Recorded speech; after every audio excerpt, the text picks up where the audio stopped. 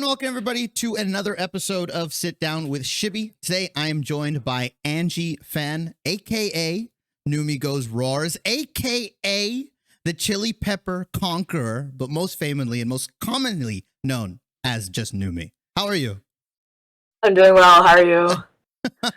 Yeah, I was hoping you wouldn't be too surprised about the intro and everything like that. Glad you could make it. I'm really happy you could find some time in your busy schedule to come through. For people that don't know who you are by now, right? People that know who Numiii is, who are you? What do you do? And all that jazz. I do a lot of different community involvement stuff. You may have seen my work with previous journalists or companies, but I think one of my more favorite roles is self-proclaimed LCS superfan. I'm really a huge proponent of NA League of Legends, specifically the competitive scene, so professional league. And I kind of do a lot of fan initiatives, from stuff like giveaways to my friends do some birthday events. I do a couple things as get to meet the players, or I go to the arena for this week. Here's a sense of the new Riot Games arena. So my favorite role, unbiased, not unbiased, is LCS superfan, and I just kind of want to give people who don't live in Los Angeles or California a sense of what League feels like, and also if you're trying to get into League of Legends, specifically for esports, just to see what the professional scene feels like and hopefully be a part of that fandom. That's perfect. We'll definitely get into all that later on, but I kind of want to start out, I did a bit of digging, did a little bit of snooping around, and your esports journey really only started about 9 months ago, about last September in 2022. Obviously, you were a fan before that. I think you mentioned somewhere you watched LCS Summer 2022. You had a corporate job, prior to committing full-time in esports. What prompted the decision for you to start really kind of ramping up your esport, or surrounding your efforts around esports? And kind of what did you have to sacrifice to pursue now this big community manager role and everything that you've kind of made into esports? Yeah, so my corporate job, I appreciated it for what it was. It was my first thing out of college. I learned a lot about leadership. I worked at a startup as well, so I learned a lot of structure, policies, and procedures. But I was doing esports stuff on the side, so I would do my 9 to 5, go home, and 7 to 10, watch Champions Queue streams or catch up on VODs and stuff I had missed.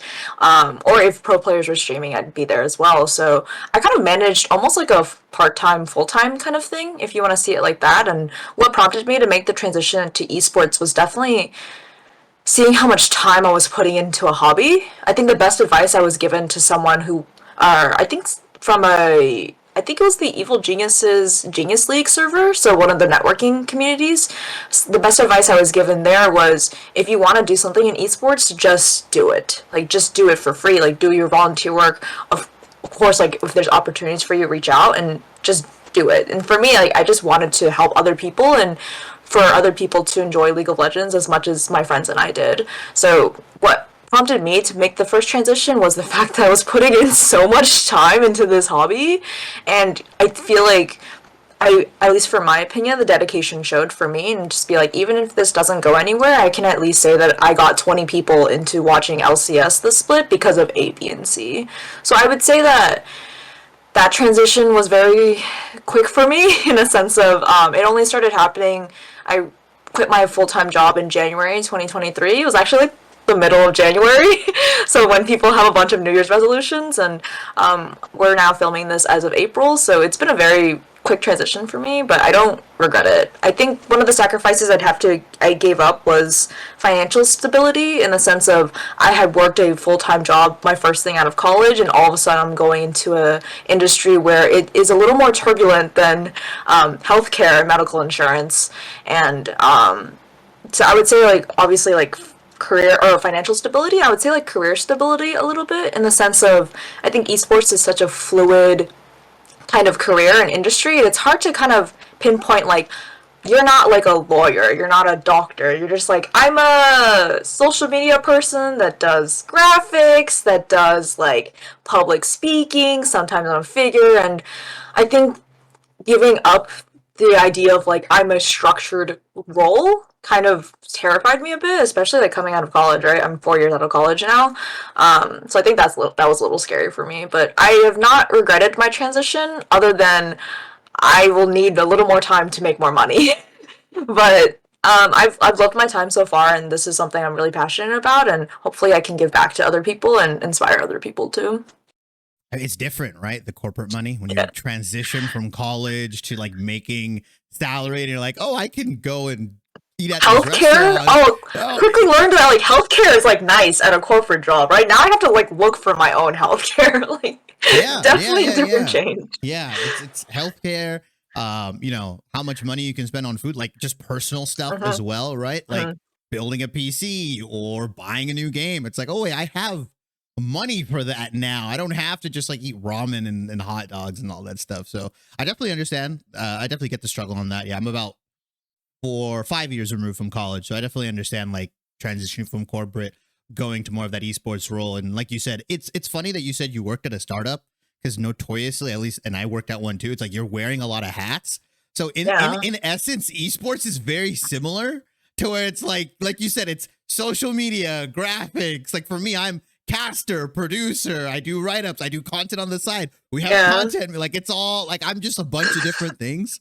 And so definitely having that and explaining that to people, especially like your parents, for me, like they don't, my dad is just like automatically just says like, oh, you're just like Stephen A, right? I'm like, no, I wouldn't.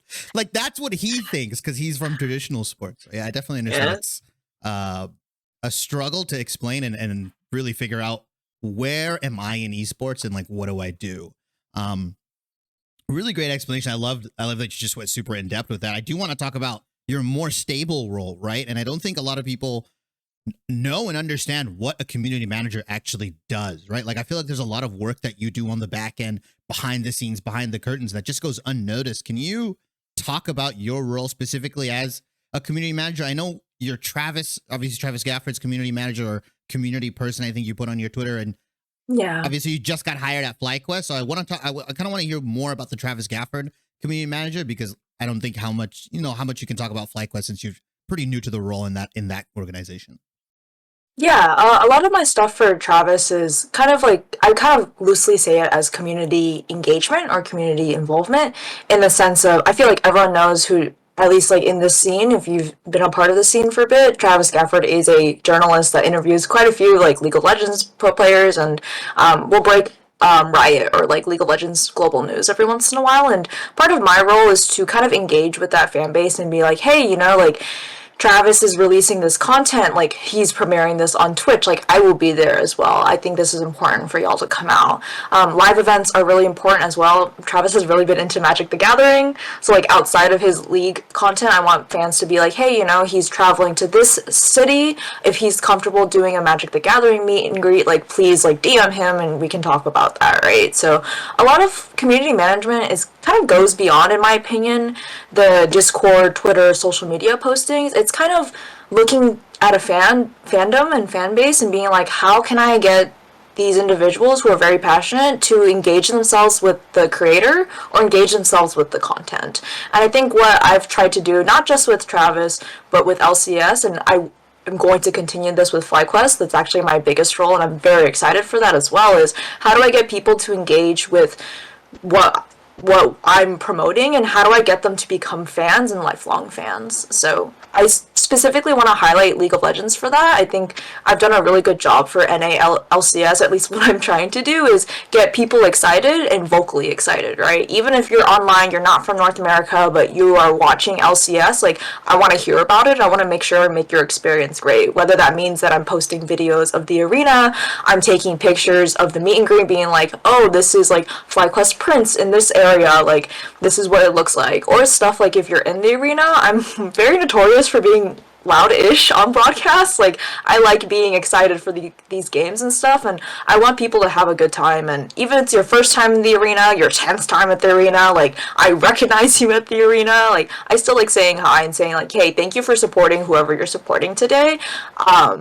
It means a lot, right? So I'm hoping I do that, and I've done that right now for LCS, and I'm going to do that even better for FlyQuest. So what you're telling me is you're partially responsible for, Travis's success on social media. Oh, no.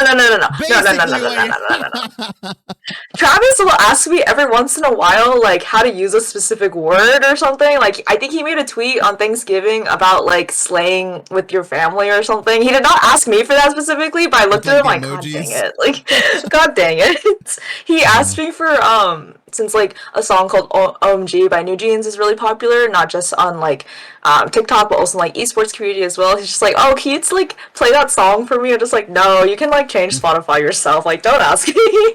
Like, you know what this group is. But it's been a lot of fun, and I'm super excited to bring all that stuff, specifically for FlyQuest. So yeah, and you know, I guess we could talk about that role, right? Moving into the community manager role for like a high level organization like FlyQuest. Obviously, you know, we're not going to talk about the work, but I do want to kind of talk about what that moment meant for you, right? Like that is a recognition of all of your hard work you've put into the past 9 months, right? Everything you've kind of sacrificed. Healthcare, in your case, is something you've sacrificed, right? Blood, sweat, tears. Hopefully, Band-Aids were able to help that out. Can you talk me through like when the confirmation, possibly the conversation before that, and like what that really meant for you? Because you've accomplished in 9 months what many people don't accomplish for years, right? In esports. So I just want to kind of understand what that meant for you.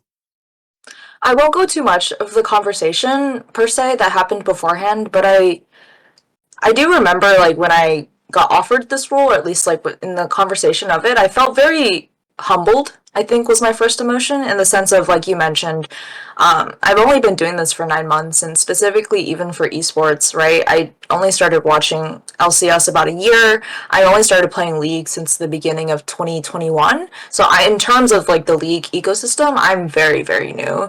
So getting an offer from an organization saying that they want to take a chance on me and they trust me, and it was very humbling for me because I kind of sat down with myself and I realized, oh, I didn't realize how much effort and how much time I had been putting in to get like an offer, or at least like a conversation from an organization or a brand that trusts me.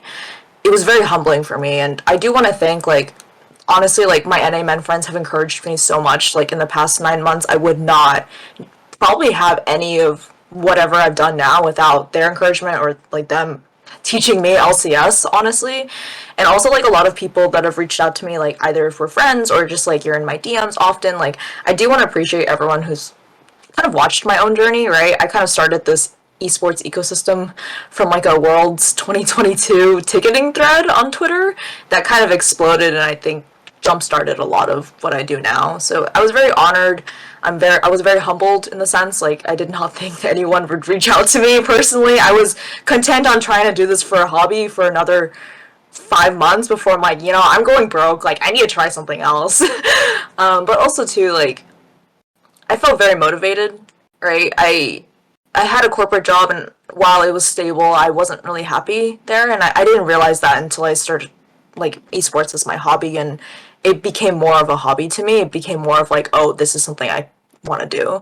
I don't know if I recommend my path to everyone. Please, like, get some corporate experience before you go into esports. Like, I had at least 3 years. Like, I do not recommend anyone going into esports straight away. Like, that is my takeaway. But I'm very excited. I'm very honored. I'm very humbled, and I want to work hard, and I have been working hard, and I will continue to work hard, because at the end of the day, like, I think there's such a niche of fandom that's so unexplored in esports, and I don't know if I'm the person that's going to crack that, but I do want to be a person to take a look and be like, no, your voice is heard. I know what you're talking about. I don't know if I can bring that to the right avenues or express it in the right way, but I just want people to understand that, like, someone is listening, right? Like, I will be that one person listening, and I don't know if I can take it anywhere else, but I just want that acknowledgement first, and from there, maybe I can do something, help you out, or at least, like, make your experience with NA League of Legends a little more brighter than the typical mindset that people have about this space. So that's my long-winded answer of saying I'm humbled, honored, excited. I do not recommend esports as your first job. Please go get a corporate job or do retail or something for at least 2 years. Have at least some stable income, please. Something. Just do something before you go into esports. I'm begging. So that's fair. I mean, I think that's the general. for everyone that I've talked to that has actually worked in esports, they're all saying the same thing, right? Like, hey, don't go into this straight out of high school. Like, don't retail. I don't know about that one. I used to be like a women's shoe salesman at Macy's. So I don't know about retail per se. I've worked both food service and retail, so I definitely get it. Get some life experience. I think the general thing is like get life experience. You know, go see other stuff before you decide that esports is for you, because I think like any other industry, esports has its like really, really rough times. And it's funny that you mentioned you entered like, you know, last year working quote unquote in esports winter right now, the bubbles popping and all that stuff. And you decided to kind of cash all your chips in. Obviously your work has been, you know, rewarded, your hard work and everything like that. It's funny that you also mentioned the Twitter thread. That's how I ended up actually, you know, trying to use your thing to get tickets. I didn't get tickets, unfortunately. I'm just, oh no, I was unlucky. It is what it is. But yeah, that was like one of my first entrances to like you, the super fans. Like, I think I talked to somebody else. I was like, oh, I'm interviewing, you know, Numiii. And then he was like, oh, the super fans. I was like, what? That's what they call themselves. No, that's you're like that moniker. You own that now. You guys own that, by the way. Let's talk about NAmen for a little, or NAmen, sorry, for a little bit. It's okay. I've heard 3 different pronunciations. I have multiple people correct me as well. I am referring it as NAmen, and that's what my friends refer to it on the podcast. Yeah. If you come up to me and say podcast, I'll know what you're talking about. I refer to it as NAmen. I know it was a mindset. We did not coin this moniker as well. Like, we know it was a mindset before we made this podcast. Yeah. I try to be, you know, I try to say it the way you guys have listened to a bunch of your episodes now. I've heard people call it NAmen, and I'm like, is that really? It's fine. I mean, it's kind of cool, but I kind of want to talk about that whole thing, right? Because for a lot of people, if they're just basing it off your channel, they think it's only been running for 3 months. But you guys have actually been doing that podcast since September of last year. You guys have almost nearly 30 episodes up until now. Probably when this releases, it'll be around 30. Can you talk about, you know, some of the original reasons behind the podcast and why like your group deemed it was so important to have a more casual overview of League, right? Because that's what I've kind of gotten in your description, the way you guys talk about it at that time when you first started up. It was a lot more of a casual perspective. What was the brainchild? Why even start that? I will say that a lot of my involvement is NAmen. Like, I'm kind of talking. A lot of the ideas come from people like Elaine, people like Delphi or Delfino, Edgy Hoon or Andrea, Maxi or Gumayushi Sensu. They kind of, and we do have other people like John, Arsh, and Maya as well, and sometimes we have guests. I would say, like, when I met Andrea, Delphi, Elaine, Arsh, Maya, this group, the first thing we talked about League like all the time. Like, I would come home, we would watch the games, I'd do watch parties with them, I'd call them in the evenings, we'd play ARAMs and talk about like LCS fandom, what we thought of players, what we thought of teams. And so this was conversation already happening before any talks of a podcast. I want to say the idea of a podcast happened before I became friends with them. I don't remember the exact timeline. I think it was either Elaine or Delphi or Andrea, one of the 3 that wanted to make this podcast, and it was kind of a place where we talked about this stuff anyways, so we figured why not just put it on a podcast. I don't claim credit to any portion of NAmen, by the way. Like, I'm just kind of there as a face. Like, a lot of the planning and stuff comes from my friends, and I thank them so much for that. I don't consider myself too creative there. I'm more of a planner, but definitely, like, we just wanted a place to casually talk about League of Legends, and I didn't know at the time there's actually quite a bit of like fan League of Legends LCS podcasts, so dedicated to teams, dedicated to like general League, and I think a lot of them talk about the game, the team, the players, and that's all in fun. Like, I love hearing that content, don't get me wrong, but I kind of want to hear something more casual, right? I think the pitch that I tell people is like, you're just getting coffee with your friend, you're catching them up about LCS. They haven't watched in maybe like 6 months or something. They don't really know some of these players, but how do we get people to enjoy them and enjoy LCS again? So that's kind of the pitch. It's been a lot of fun so far. We try to take it very casually in the sense of like, we enjoy talking about this stuff, so we do want to take a casual approach, right? So again, I do greatly thank Delphi, Elaine, Andrea for coming up with a lot of ideas. I put Maxi in that category as well. Like, they are definitely the creative people. they've kind of inspired me to kind of open up to and just be more comfortable hosting, feel more comfortable with maybe like some stuff I would be like, oh, I don't know if I want to talk about this, and then I get encouraged like, oh no, you should try it, you never know. So it's been a really fun podcast so far. I enjoy it. I hope everyone else enjoys it, and hopefully it's been a breath of fresh air to like LCS fandom. I know LCS has been around, I'm going to butcher this number, I'm going to say 10, 11 years, give or take. So I just kind of want to bring like a breath of fresh air to kind of what we've seen so far. Yeah, I think LCS started 2013, and then there was like tournaments before it. I'm going to date myself. Yeah, I've been watching it for a very long time. You guys definitely are a breath of fresh air. I will say that. I listen to you guys like on my walks and stuff like that. Like my hot, like as my girlfriend has claimed it, my hot girl walks. That's what I go on. I'll just like I'm just like, all right, cool. Like I go on it, and then like I'll throw you guys on. I do want to talk about the evolution of the NAmen podcast because, you know, as I've been listening to it, obviously like episode 1 up until 30, you guys have had like some really high hitter guests, right? Peter Dunn, Cubby, obviously Summer, all these people. And you guys, in my mind, it's interesting because it feels like you guys have shifted or evolved as fans to like, yeah, we're super casual, we're this and that. And then as the episodes go on, I start hearing you guys talk about like the nitty gritty, like the NACL teams and all that stuff, right? Like episode 1, you're talking about like how handsome Closer is. And then like episode 28 or 27, you guys are like, oh, NACL, like we have Cubby, we've got Rafa, we've got all these people. So do you think the evolution of NAmen has kind of evolved with you guys as fans to where it was a more casual thing in episode 1 through maybe 10, but as you guys have gotten more involved, as you guys have just been like in the sauce more, have you guys kind of said like, oh wait, actually we do care about like player stats or team comp, like, you know, you had your time. And so I want to understand, like, do you think that's kind of how the NAmen podcast has been evolving? That's what it feels like, at least. I can see it. I will say the Peter Dunn episode was very funny because we asked him about Hogwarts houses. So Elaine kind of spearheaded a lot of that episode, and I attribute that tone to specifically Elaine and Andrea, I believe. But I would say like, yeah, sometimes we get into the nitty gritty. I know with NACL, Andrea is a really big proponent. Andrea and Delphi specifically are big proponents of Challengers League, and I am as well. I'm not too much invested. I'm invested, but definitely not in the nitty gritty. But we do want to highlight, specifically for Challengers League, we like highlighting stuff like that, right? I think Raising NA is another podcast that highlights like NACL, but definitely like we want to use our platform for like casual stuff, but also stuff that isn't talked about as much.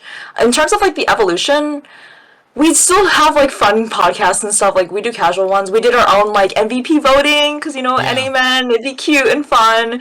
But we try to go back to just like those fun episodes, and if you can hear the tone too, I think you can hear us. Like I still love talking about like the game and stuff, right? But I also do love the casual conversation of like, oh, like it's fun to talk about like fandom content. It's fun to talk about like what like Doublelift was talking about that day. So I think, yeah, our content has evolved a bit, but I think the core is still there. We still want to casually talk about League of Legends, even if that means if we slip in some stats here and there or go to the more technical aspects of the game. At the end of the day, it's still a fun place for us to express our fandom and our appreciation for something we love so much. And I can definitely say for my friends, like it is a space for them to like have fun, you know. At the end of the day, it's casual for fun. Like regardless of what happens to NAmen, like I'm still gonna be here talking about like all these fun topics. So even if that means maybe every once in a while I do a promo about like please watch Challengers League or whatever it will be called in the next year. So, but yeah, it's been a lot of fun so far, and I still enjoy like what it is, even if it means like the tone shifts every once in a while. No, I'm still here trying to have a good time. Yeah, it's really fun, like just watching you guys in chat. Right, and I say like you, Delphi, all of them just like going ham. Delphi is a big proponent of NACL as well, so it's like shout out to her. Honestly, she watches she and Andrea watch so much like tier 2 and tier 3. Like I cannot dedicate that much. Like props to the two of you, honestly. Yeah, that's it. They're always in chat doing something, spamming like copy pastas or whatever. Tomio was cute. Tomio was very cute. That is our hashtag for some of it. Yeah. I want to talk about the fandom aspect, right? Because obviously, like I said, I did some digging. I understand that you're very involved in like the K-pop scene, and you understand like how fandom can get in there, right? Like I used to be a part of it too, in terms of you know, back when like Big Bang, XOK, Mhm. Shiny, all of those guy groups were like super, super popular. Where do you kind of, as someone that's very involved in the community and community manager roles and engagement, where do you find it? Where do you draw the line to where, yes, this is like positive fandom to where they can turn into like toxic fandom, right? Like, how do you kind of balance that role as to like making sure, like on the NAmen podcast, you're in community engagement?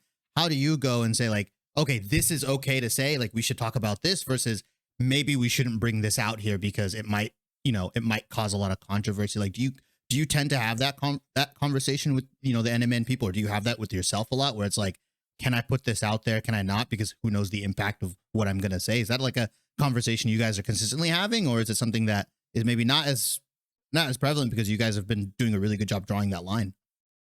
I think for myself, it's definitely a conversation I have with myself with general LCS things in the sense of what can I bring when I make this tweet or if I make this opinion that comes off in like a positive way or an inspiring way. I think what I've been trying to do over the last 9 months is bring at least like I know it's esports winter. I know it's doom and gloom. I know some of these players have been here for a while. Maybe you're not excited about League because like the golden age is gone, right? Like I get it. I really do. I'm not from that golden age. I was not around when everyone was around like esports golden age, and that's okay, right? I'm here to provide like here are the players we have right now, and here's like why you should be excited. Here's all their storylines. All these organizations are trying to bring up their players and or at least bring up their own brand, and here's how I want people to be excited for. So I do have that conversation with myself of what can I say in the tone that I say that can at least bring the most positive or positive neutral aspect to what I'm saying. I try not to be too negative on my own account personally. I think negativity brings negativity. I do remember my first Hotline League call with Travis when he asked me like how do I respond to negativity, and I think I said at the time that I don't read it on Reddit, right? I think my opinion has changed as I do see it and read it and acknowledge it, but I don't let it fester. And I think that's something I try to bring not only in my work life but my personal life as well. Like negativity breeds negativity. Like anger does not get me anywhere, right? The only thing I can do is uplift people, inspire people, and move forward with whatever I have to do. So I do have that tonal conversation with myself just because I do understand that like it's tough, right? It's tough being a fan. Like I know a lot of people have the opinion of like, oh, as a fan, like I can just shit talk or I can just say what I want. Like you are a pro player, like that is your job, and I get that opinion, but like I definitely come from the opinion like, okay, this is a pro player that's reading your tweets, right? Like this is a pro player who probably has social media, who knows how to use Twitter. Like this is a real person, guys. Like you're not tweeting to a celebrity who probably pays someone else to manage their account. Like this is an actual person with human emotions who probably sacrificed a lot in their personal career to get to where they are, right? Like as a gamer, like you're probably sacrificing education, family, like security. Like I can't even imagine where that starts, right? So that's kind of the perspective I take whenever I do content or talk about it. Is just like how do I humanize this interaction? How do I get people to kind of like I'm not saying criticism like don't criticize, right? I think there's a place and time for that. But obviously there's a place being like you're terrible, you're trash, like you're awful versus just like yeah, you didn't play so great today, right? And like, I'm not. This isn't even referring to trash talk. I think trash talk like has its own aspect where it needs to, but like, don't tell a player to like do something to themselves. You can literally just not send your tweet or send your Reddit comment. Like, it's not hard, guys. So just, I always challenge people. Just think about what you say. If you were saying it to yourself, how would you feel? Like, yeah, maybe I'm angry, but does anger help me at the end of the day? No. Does it help my pro player? No. Like, what are we gonna do with that? So just be positive, be open, and like, I think that mindset, while much hard to cultivate, permeates and has much more longer impact than just anger. So that's my long-winded answer for that.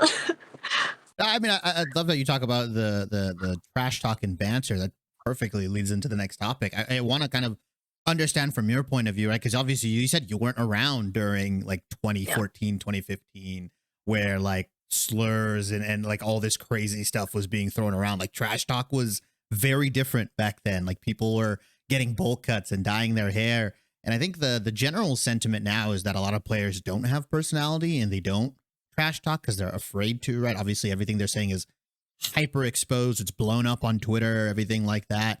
Where do you specifically fall into the categories of like trash talk? Like, is it healthy? What is healthy trash talk? Like, for example, right, one of the ones that comes to mind is recently the Phan stuff, right, where like he didn't shake the hand, right, and all that kind of, yeah, like that kind of stuff. And like there was a lot of discourse on that. A lot of people were like, oh, that's BM, that's bad. Other people are like, oh, that's what we need. That's like the trash talk and banter that you want, because some other stuff was said prior. Like that's the culmination, that's the ending.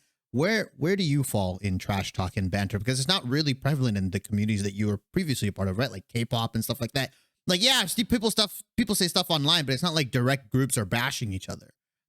This is like a competition. This is a sport. Yeah, like, all right, maybe there's some like sneak disses around certain groups, but I think that's a whole nother can of worms. But I'm saying like it's not as direct as in like X player versus X player are actually shit talking, or they're actually like they don't like each other. Like, do you think that's actually good for the scene, or where do you fall on that as a community manager and someone does community engagement?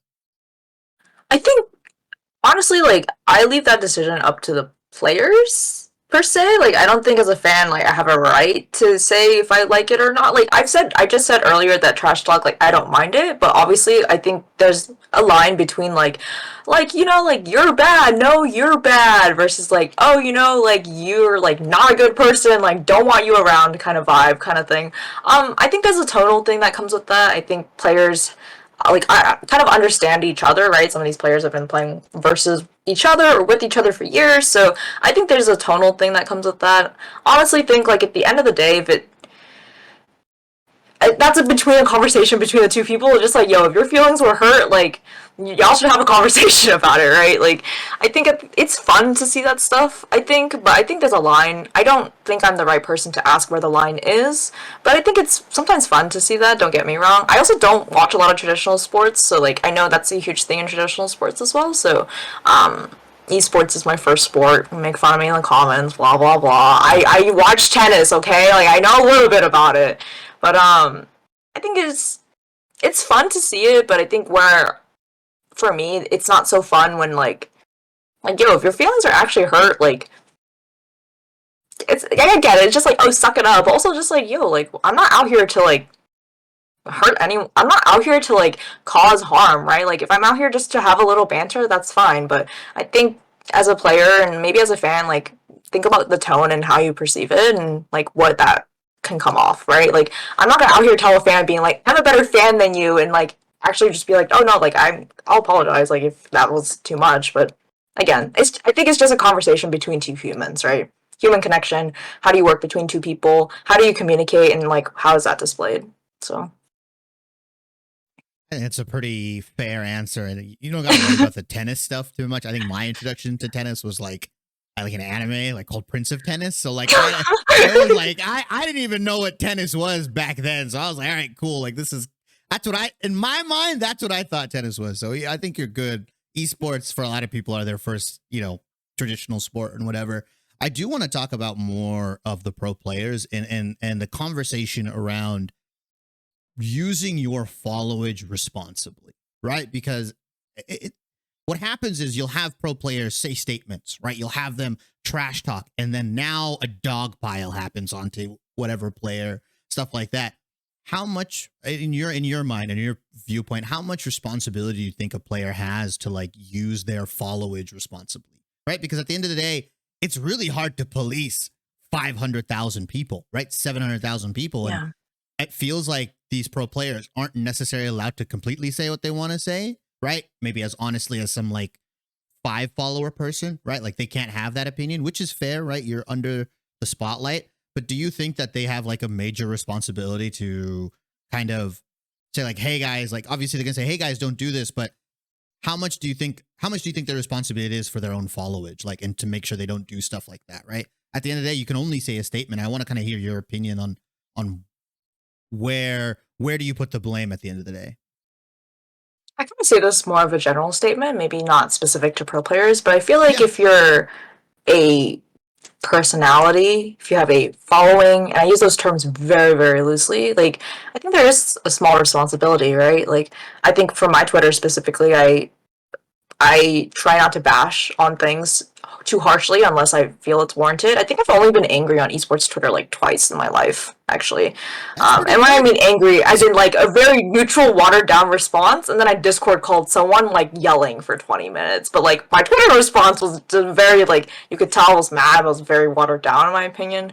But that's like I have avenues for that, right? Like I'm not gonna tweet into the void and like be angry. Like I'm responsible enough to know what I'm doing, right? And I think if you're a personality or following, then you kind of have some responsibility. You can't control everyone and everything, but again, that comes with the tone, that comes with like how you present yourself online. There's specific personalities where you can tell they're very sarcastic all the time, right? So maybe that's just the tone. Versus some personalities to where like if you know their humor very well, then like this is a little more nuanced because of this specific tone. So I think in terms of that, like kind of there lies a responsibility in you, I feel like, to be like, hey, like I'm gonna say it like this, it's gonna be taken like this. Like, am I okay with it being taken like that? Or am I okay with someone coming up to me later and being like, hey, A, B, and C?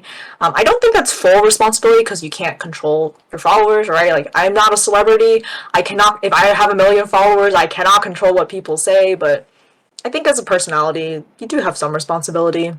And maybe that's just me being hopeful because I'm very careful, at least. Like, I don't like saying negative things online. I try to when it's necessary, but negativity breeds negativity, and there's so much of it. So, like, I don't want to be that person. So, have a little pride in what you're saying, but, like, I think watching a tone is not that bad. So, however you get to that tone is like I leave that up to you. Like don't Yeah. look at me. I feel like I'm very watered down and very neutral, but like you could tell when I'm passionate and when I'm excited too. I think a lot of people probably need that Discord call, right? Like a lot of people just need to go and scream at like whoever they need to, like, oh I've my God, I'm I've, so like, you don't even understand. Like the LCS I've done like scheduling driving. midweek. I'm so pissed. I don't know. I've done like driving sessions. Actually, with the LCS scheduling midweek thing, like I remember calling someone on my lunch, I think, and I'm just like, I just need to call you for 10 minutes. Like I think blah blah blah. I was just like going off, and then I messaged them after. I was like, I feel a lot better now, thank you. So it's like, I don't know, like I've had drives with myself about like, oh LCS, and I'll have like a 35-minute drive and just like talk to myself in the car, right? Like that's just my way of expressing myself. Like, do I need to put it on social media? No. Did I find an avenue for that? Yeah. Do I want to tweet about it later? Maybe, but let me just think about it before I like rage in the Rage void. tweet. So Yeah. Then just like, oh my God, look, quote retweet, quote retweet. Oh, she's amazing. And then right, it's like this person right here. I don't like her. Like, yeah, that might happen. I guess that is some of the personal responsibility. I think the issues we kind of see is that a lot of these pro players or people, personalities in general, will get to the top and then they're like, oh, well, I can't get punished anymore for what I say. Like Riot, there's no way Riot's going to kick me off a team, right? So I think that can kind of be the issue. I do want to talk more about the more holistic view of kind of the LCS and League of Legends a little bit. Um, from a community engagement standpoint, I feel like there's been a lot of onus on like Riot Games to kind of say like, hey, you guys aren't getting new League fans. You guys aren't doing like all of the initiatives you guys are doing are like driving away new League of Legends fans. Like Valorant is your new, shiny new toy and everything like that. I do want to ask, at what point do you think like that LCS orgs or like just orgs in general around the world kind of need to look at themselves and say like, hey, are we doing a really good job of promoting League of Legends? Because at least from my standpoint, I think a lot of people, they'll see it as like LCS orgs are doing the bare minimum, right? A lot of what they're doing isn't trying to acquire new league fans, but instead either A, satisfy their current fan base, or B, convert fans from other teams. I think famously FlyQuest probably got a lot of fans from like the CLG,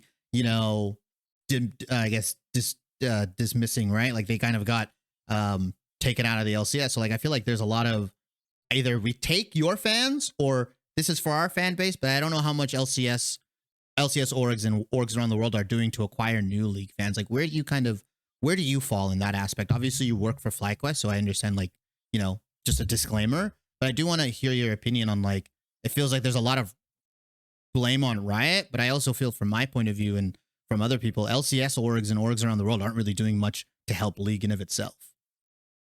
I think this very generally in the sense of obviously I'm very new to this space. I don't know what's happened before. I've heard stories of what happens before, and I've been told my esports history. But I think it's a conversation like look at yourself, I say yourself, like, just look at your business goals, right? Like, what do you want to accomplish? Is that something that you can do on a quarterly basis? What are your year end goals, right? Like, I come from a corporate background. Like, I had daily, weekly, monthly, quarterly things, right? That's the schedule I implemented for myself. That's what the schedule implemented in the startup I was in.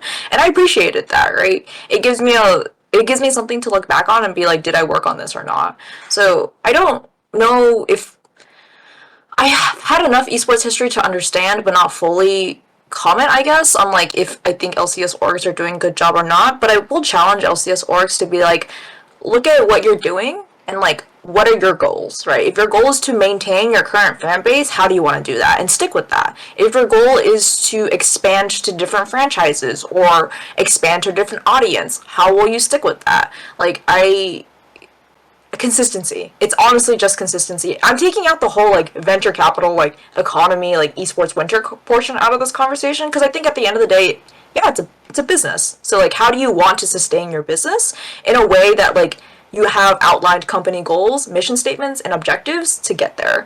I don't know if organizations structure their stuff like that or not. I'm very, very new into this space and I'm still very much still learning. But I definitely challenge orgs just to look at what you want to do and be consistent about it and look back at it too. Like document what you're doing. Like look back and be like, in 5 months, like 5 months ago, did we do the thing we wanted to do?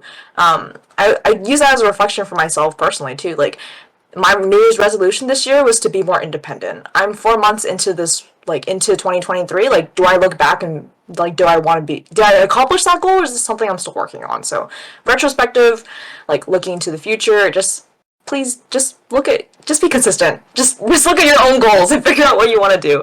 That's probably the best answer I can give in my I've only been here for 9 months conversation. Well, I guess I kind of want to hear from from a fan perspective, right? Because first and foremost, that's what you are. Did you, when entering like esports in the LCS space, did you feel like there was an initiative from LCS orgs? Like how, like you were a CLG fan in 2021, right? Like, I'm gonna throw that 2022, yeah. Yeah, I became yeah, a CLG fan in like 20. Yeah, I'm summer split of 2022. Yeah. yeah. Summer split. Sorry, of 2022, you were a CLG fan. Like that's not a lot of that's not a lot of fans. You know, a lot of fans don't go to that organization. I think the organization at the time that were really popular, obviously C9, Team Liquid, Yeah. TSM has legacy fans. So like, Yeah. what? Obviously, like probably there was some personal stuff and like really cool stories that drew to CLG. But did you think from a fan perspective back in 2022 and like up until now, do you think that LCS orgs were doing like a really good job trying to capture? Because you're a new fan. You are categorically somebody that has entered the space very recently. You're a new fan. How was your like new fan experience? I'll comment on CLG just because they're no longer CLG. They're now rebranded as Energy as of this recording.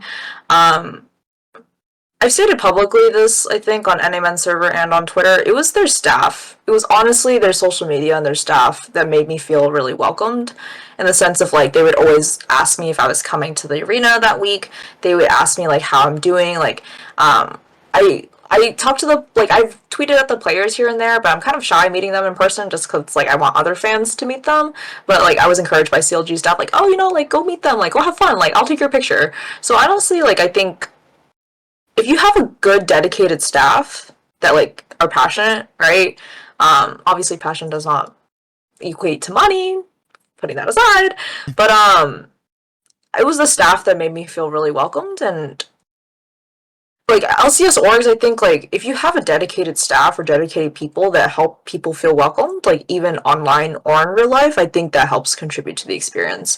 I think some orgs do a good job of this and some don't. Whether the circumstances they do or don't, not my prerogative, not my place, but I think at the end of the day, what I took from a new fan was I felt welcomed being in LCS first and foremost because of like my friends, right? It was honestly the other fans that helped me feel very welcomed and opened. And then secondly, like staff, like social media, like specific org staff, like replying back to me or like social media accounts replying back to me, like that helped me feel welcomed, even if it's just like one tweet. But I think like LCS orgs could use a little more work in like helping people feel welcomed. Hopefully, like I've displayed some of that in my previous role, in my future role, or current future. And also too, like, I encourage fans just to kind of help each other, right? Like, I'm not telling fans to do orgs jobs, like, I'm not. But I am telling fans to, like, hey, you know, if you see someone who wants to, like, be a part of LCS fandom, or at least, like, watch LCS again, right? Like, I know Doublelift probably brought a lot of people back to LCS since being in, since he retired, right? So, there's a lot of players that people don't know about right now, and whether you're like a player fan or like an org fan, like fans, like, I think it's fun to have other fans talk to each other about why they like a specific org brand or player. And for me, that felt very welcoming to me, and that's why I'm forever grateful for NAmen. So like Arsh, Delphi, Elaine, Andrea, Maya, like Maxi, like all of those individuals, like they helped me feel a lot welcomed, and it was because of them that, like, I attribute a lot of my stuff. So to answer your question, LCS orgs could do a better job, but like fans too, like, I love my friends. I love how we have this fandom. I love talking to other fans, and it's not our job to kind of bring that to the table. It's an org's job, but I think people underestimate the feeling of fans and how powerful that is, and I don't think you realize that until you don't have that anymore. So that's what I challenge LCS orgs. You should invest in your fans just a little bit. I think that's fair. I think that's a really fair statement, right? I think, someone that's quote unquote been a fan for a very long time, it didn't really feel like we were there and they appreciate you. And obviously when you lift the trophy, they're like, oh, of course we appreciate all our fans. But, it's kind of the outside stuff. Like, what is your team doing on the weekends? Like, what are they kind of like, how are they trying to get fans out to meet people, right? Fan meets are cool, but at the end of the day, it's a fan meet. It's a picture. It's, maybe a small conversation. I feel like there's a very unexplored area when it comes to fandom, and I kind of want to hear your opinion. Like, do you think there is a turning point now with like some of the newer generations of like social media managers, community managers, engagement people? Do you think we're hitting like a turning point where like the cookie cutter fan meets are not it anymore? Like, we're doing like the jersey recycling from FlyQuest, right? Like, we're assigning all these big people. Like, FlyQuest did a really big signing with hiring a content creator like Ovally, right? Like, do you think there's a turning point happening? Do you think finally the wheels are turning for LCS orgs to where it's like we can't just do a fan meet, send a picture out? Like, a lot of these guys are doing like anime collabs. They're tapping into other common cultures. Like, do you feel that shift, or do you think there's a shift happening? I don't know if I actively feel it in the sense of I can tell you what it is or what it means, but I do feel a small shift in the sense of I think something needs to change, right? Like, I don't know what that is. Is that like Disguised Toast taking a Valorant team, right? Is it like a person like LS joining FlyQuest as a content creator? Is it a person like Mr. Beast? Do they want to buy like a Valorant team or League team? Like, I don't have the answer to that. I don't know if any of those are the answers to that, but I think any of those methods are a good start to something different. I know we're in esports winter. I know the golden age is over, and I get it, right? Wasn't around for it. I can't comment on that. But what I can comment on is that there's something here still. Like, everyone keeps saying League of Legends is dying. Totally get it. Totally get that sentiment. Everyone's moving to Valorant. Everyone's moving to different games. You're gonna let something you've been a part of for 10 years just die like that? Like, no. Like, I'm going to go out with this fandom, and I'm going to go out with this video game, like, in flames if I have to. Like, I will do everything I can to make sure I contributed to this product, even if that means I've only been here for 9 months, right? Like, there is still something here. The gears are turning. I don't know what that is. I can't tell you when that's happening. Maybe it's happening in front of me, but something needs to change, and whether it be like tapping into these different communities, tapping into content creators, like tapping into like Twitch streamers, like, it's happening. And I think that shift needs to start, and it needs to start very quickly. Otherwise, we will be stuck in like a League is dying. And the next person that comes up to me saying League is dying, like, I will ask you, like, have you followed any of my content in the last 9 months? Like, I will not let this product die. I will go down with it. So, or you will force me to Valorant. Like, one of the two. But I love this product. I loved the jobs I have had worked, presently working, and will work in the future. And I will make sure, at least for me, like, what drives me is the fact that, like, people still have, like, passion for this game. Maybe it's just been a while for some people. A lot of my friends, like, I've been here since season 2. I'm like, you're hilarious. I've been here since, like, season 11 or whatever. Like, I don't actually know what season we're on. Sorry. But just, like, something needs to happen. I don't know what that is, but it's starting. And I think, like, embrace the change, right? Like, embrace change while being perceptive of, like, something needs to change. Like, don't take it as a bad thing. Like, I don't think it's a bad thing that some of these things are happening. It just maybe means that I need a different perspective shift. So I don't know if that's the perspective everyone has, and definitely like I'm not a business owner. Like I cannot comment on the monetary value on it, but as a fan, like the most I can do is encourage, right? The most I can do is encourage and give my opinion, and I've stated that from the beginning. So I'm excited for whatever change that happens. I'm cautiously scared in a way because I don't know what that means for some of these orgs, brands, or players, but I will do my best to support in however way that I can, whether it be through any of the jobs I hold, any of the fans, like the fandom titles I hold, or at least like, at the end of the day, like I am an LCS fan. What can I do to support LCS as much as I can and to help as many people as I can? So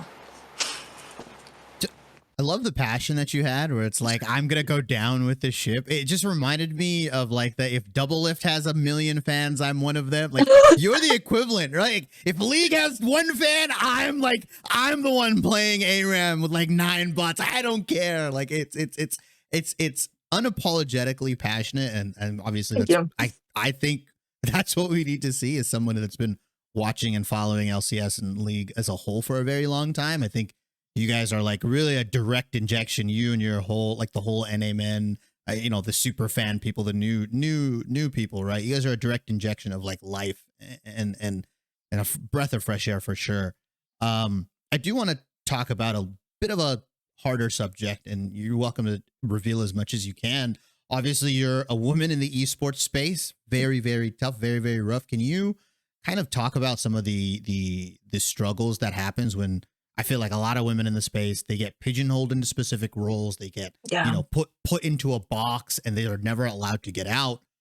How, I guess how have you kind of tackled some of the struggles and what have you faced in that regards? And what is your advice to like other women pursuing esports, right? Because I think that's the one thing this space has been lacking is just like a welcoming hand to like women. It's just like really bad, and I don't mean to like make fun of it and laugh, but it's just like it's really fucking bad, and like I just like it almost embarrasses me to kind of be a part of that community. So can you talk about can you talk about like the struggles you faced and maybe some advice that you have for women entering the space and maybe taking a similar path to yourself? I understand, get work experience, get corporate. I don't know about the retail aspect, but do something. But can you talk about that? yeah, so I've been very fortunate in the sense of I have not experienced fully like male toxicity, male like hurtful words. I've had some stuff here and there, but definitely not enough for me to like be in a specific funk. My friends have shared a lot of personal stories about what they've experienced, and it has broken my heart. It's so much more just to tell a woman or to tell a girl, just be like, you know, just it's just how it is, right? No, that's just not how it is. Like, I shouldn't have to be scared if I queue up for like a game and like if you can tell I'm a woman, like I shouldn't have to be scared of playing this game, right? Like I'm very public online that I am like female, like I am a woman, and I shouldn't have to be scared of like posting a picture of myself and like feeling toxic comments towards that. I've been fortunate to not fully feel the effects, but I do specific things to protect myself, right? Like I am chronically online, but like I do my best to take breaks. I hang out with my real life friends, I go outside. But also too, like I would say for me, like a lot of it is just giving myself mental breaks from social media in the sense, and that's just not specifically geared for myself as a woman, but also like in esports, I think the conversation of like hobby, career kind of blends within the two. So I think it's important for us to take breaks and to be a little mindful about like pressing tweet on that one thing for the 10th time. But I can say about being a woman in esports and how I get this question a lot, actually. I get this question at least maybe like once every 2 weeks, I think. Someone reaches out to me and asks me how to get into esports, and I've had a lot of women and girls reach out to me as well. And I think the best conversation I have to people, besides the typical like, do like show your role, right? Like do what you want to do a lot of volunteer work, like that generic advice. I think as a woman, it's just like be proud, right? Like, I didn't realize like who Ollie was until maybe like 6 months ago. I didn't realize like how much of an impact she made on like the stuff that she's done. And yeah, I admire her as a woman for that, right? Emily Rand, a person on broadcast, and like Gabby Durham, like a person on broadcast as well. Like those are two women that I said Gabby's name wrong, sorry. But like I respect those individuals because like they're people I look up with. They're knowledgeable, they're understandable about the game, but also like have a personality and like unapologetically them. And that's what I kind of the people like the advice I tell people to like just be authentically yourself, and who could comment on that otherwise, right? Like confidence plays a role as well, but I am unapologetically myself online, even if I water down some of my very angry opinions.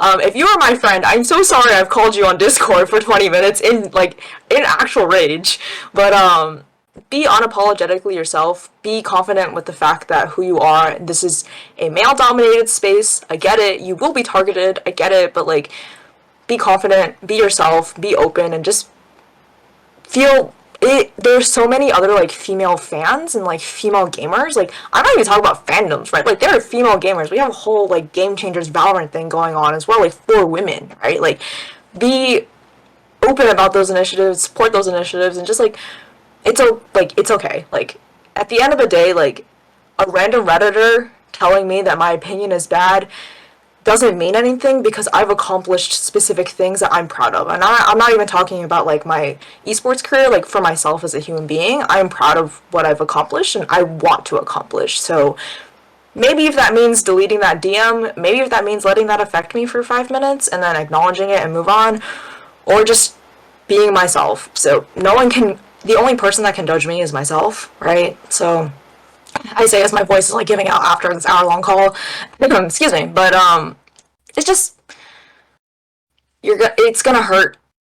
You're gonna get targeted. It doesn't matter if you're just a fan or like a woman, professional woman in the space. Like it's going to hurt, and I think those eyes are double amplified because it's 90% men, and like or 95% men, however the percentage is.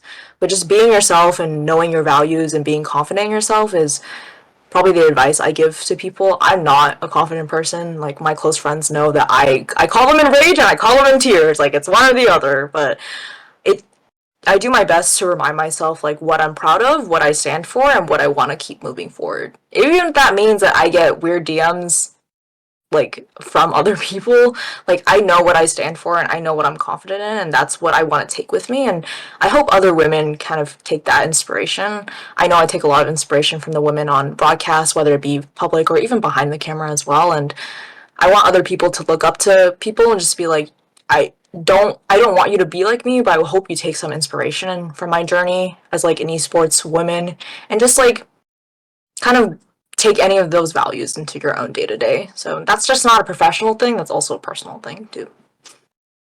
Well, I think that's a really great way to end it. You mentioned your voice. So you kind of subtly said, hey, we're done with the interview. I don't want to talk anymore.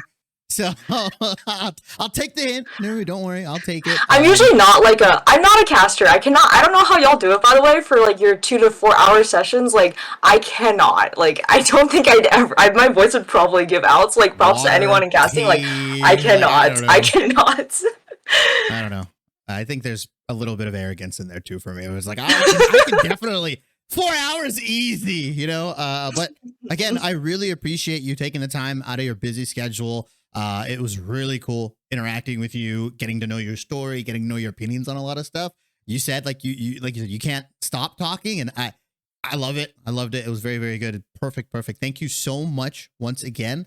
Do you have anybody to shout out? Right? Obviously, I know your squad at NAmen. I heard of. You want to rattle off the names once again? Anybody else you want to shout out before we end this? I do want to shout out NAmen specifically. It's honestly without them that I probably would not have started getting into esports. So honestly, like I've always given like shout out to NAmen. Like all 10 of us, like in that like small group chat we have, like it's because of y'all that I'm here. So I do want to shout out to like anyone who's ever followed me, like whether you started from like Worlds 2022 ticketing thread or you've just now been informed of like my jobs and stuff, like thank you so much. Like I get a lot of nice DMs saying like I've inspired them or they want to get into fandom because of me. And that's the stuff that drives me and moves me as a community involvement person. That's the stuff that I want to hear. I want people to be excited for League. I want people to be like, because of you, like, I want to get in. And I just want people to be excited, right? I know not everyone shares the same passion as I do, but I do want to infuse some of that into people, whether it be like you're coming back because Double Lift is playing again, or you're a first time viewer because like you saw a pro player on like a photo shoot and thought it was cool. Like that's the type of stuff that drives me and moves me. So I've always been open about people telling me your opinion and stuff. So thank you for anyone who's like followed my journey so far. I think it's been very turbulent and very chaotic, and it's like still very chaotic. I would say I've not settled into my role, but if you come up to me at any live event, like I love talking to people. I will talk your ear off. So like come up to me. It doesn't matter if I'm working out, just like talk to me. But thank you for everyone who supported me so far. It drives me and motivates me to move forward. So I appreciate y'all. Thank you. Well, there you go. And just so you guys know, all the links to all the socials will be down in the description box below. Numii's Twitter, her NAmen list, all that other stuff. And did you go through my card for that? My anime list is in my card for that. I had to do research. Oh yeah. Sorry for doing research. My bad. Anyways, NAmen stuff will also be in the description box. The Twitter, the YouTube, everything like that. Numiii, once again, I really appreciate it. I had really fun time talking to you. Thank you so much.